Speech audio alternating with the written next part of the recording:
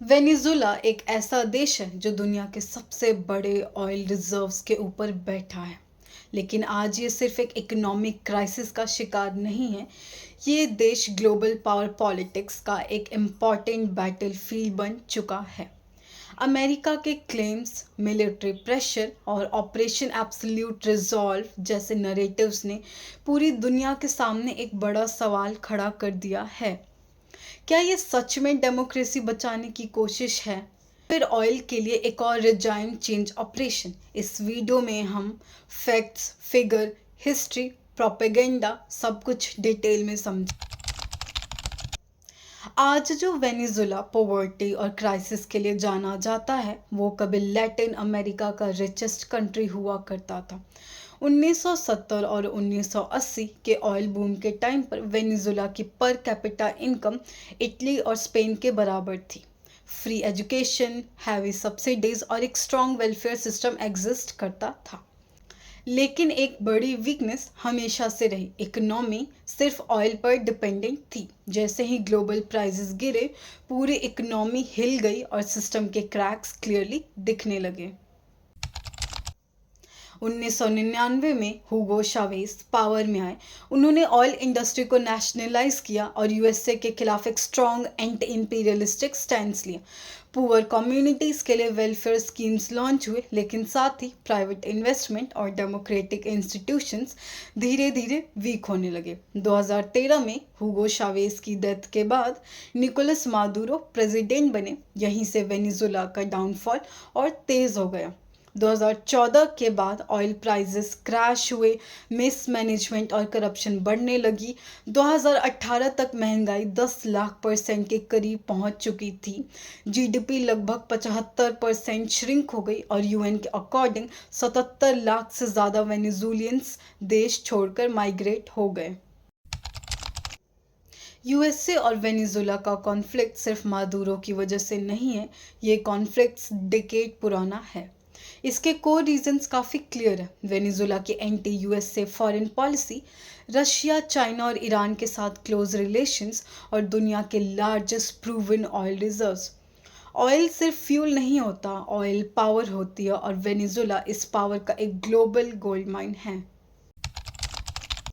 USA ने Venezuela पर कई सालों तक हैवी सैंक्शंस इम्पोज की।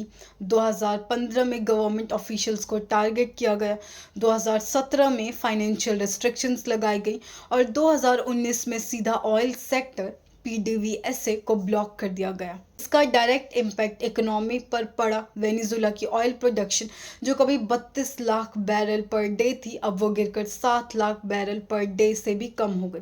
गवर्नमेंट के पास रेवेन्यू खत्म हो गया और कॉमन सिटीजन्स की ज़िंदगी और मुश्किल बन गई।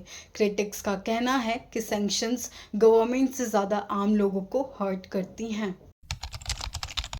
लेट 2025 और अर्ली 2026 के बीच एक नया टर्म सर्कुलेट हुआ, operation absolute resolve. US political statements और कुछ अमेरिकन मीडिया नरेटिव के मुताबिक ये ऑपरेशन वेनेजुला के अंदर एलिज्ड नेक्रो टेरर नेटवर्क्स के खिलाफ था। इसी दौरान एक और नया ड्रामेटिक क्लेम सामने आया। रिपोर्ट्स और सोशल मीडिया डिस्कशंस के मुताबिक डोनाल्ड ट्रंप से जुड़ी एक पोस्ट इमेज सर्कुलेट हुई, जिसमें निकोलस मादुरो को टाइड अप या कैप्चर पोजीशन में दिखाया गया। इस इमेज को एक सिंबॉलिक वार्निंग या साइकोलॉजिकल प्रेशर टैक्टिक के तौर पर प्रोजेक्ट किया गया। यूएसए ने निकोलस मादुरो पर ड्रग ट्रैफिकिंग और टेरर फाइनेंसिंग जैसे सीरियस एलिगेशंस लगाए हैं। उनके ऊपर $15 मिलियन बाउंटी भी ऑफिशियली अनाउंस की जा चुकी है। मादुरो यूएस कोर्ट्स में इंडिकेटेड हैं, लेकिन इंटरनेशनली कन्विक्टेड नहीं है। ट्रंप लिंक्ड इमेज या अरेस्ट क्लेम्स को लेकर जो नरेटिव बनाया गया, उसमें एम ज़्यादातर परसेप्शन क्रिएट करना लगता है, ग्राउंड रियलिटी इस्टेब्लिश करना नहीं। डोनाल्ड ट्रंप के वेनेजुला अप्रोच हमेशा एग्रेसिव और सिंबॉलिक प्रेशर बेस्ड रहा है। 2019 में उन्होंने जुआन गुआडो को वेनेजुला का लेजिटिमेट प्रेसिडेंट डिक्लेयर किया। All options are on the table जैसे स्टेटमेंट्स दिए गए और वेनेजुला को ओपनली नेक्रो स्टेट कहा गया। ट्रंप ने एक और स्टेटमेंट दिया जो बहुत ज़्यादा कोट हुआ, We will be strongly involved in Venezuela oil future. Maduro की टाइट इमेज का सर्कुलेशन भी इस स्ट्रैटेजी का हिस्सा माना जा रहा है। फियर प्रोजेक्शन, डोमिनेंस नैरेटिव और रिजाइन चेंज सिग्नलिंग। यूएसए का ऑफिशियल नैरेटिव कहता है कि ये सब डेमोक्रेसी, ह्यूमन राइट्स और ड्रग वॉर के लिए है, लेकिन क्रिटिक्स कहते हैं कि इमेजेस, अरेस्ट क्लेम्स और विजुअल्स वॉरफेयर मॉडर्न प्रोपेगेंडा का हिस्सा बन चुके हैं। इराक 2003 का एग्जाम्पल दिया जाता है, जहां WMD क्लेम्स के विजुअल दिखाए गए, लेकिन बाद में ऑयल पॉलिटिक्स सामने आई। फैक्ट ये है कि वेनेजुला के ऑयल रिजर्व्स सऊदी अरेबिया से भी ज़्यादा हैं और US oil refineries Venezuelan heavy crude oil के लिए टेक्निकली आइडियल हैं।